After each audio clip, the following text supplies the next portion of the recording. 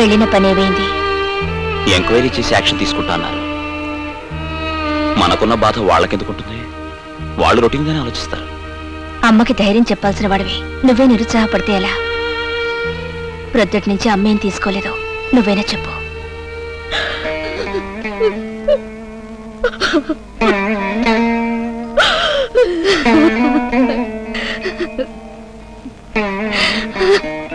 మనల్ని అర్ధంతరంగా వదిలేసి వెళ్ళిపోయారా మీ నాన్న.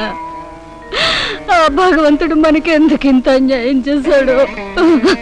ఆయన తెలిసి తెలిసి ఎవరికి ఏ అపకారము చేయలేదు. మనల్ని నడి సముద్రంలో ముంచాడు రా దేవుడు. అమ్మా రామ్మా, బొంచెత్తు గాని నా కోసం అమ్మా.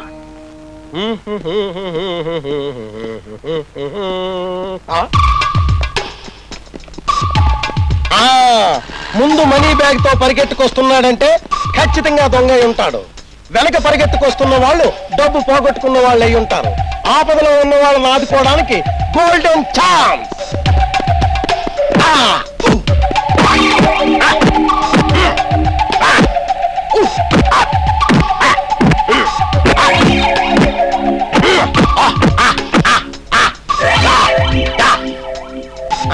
నా డబ్బు నా డబ్బు.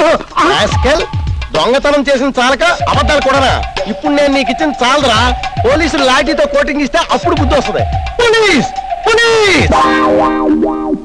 దొంగనే వాడు దొంగతనం చేసి పరిగెడుతుంటే జనం వెంటబడి పట్టుకోండి అని పరిగెడతారు.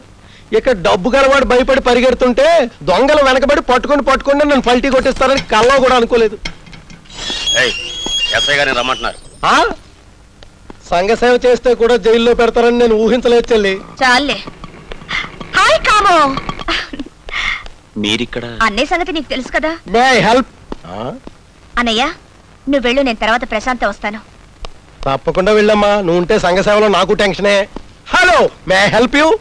అదేంటి సార్, కేసు పెట్టి ఒక వారం అయింది, ఇంతవరకు మీరు ఏ యాక్షన్ తీసుకోలేదు.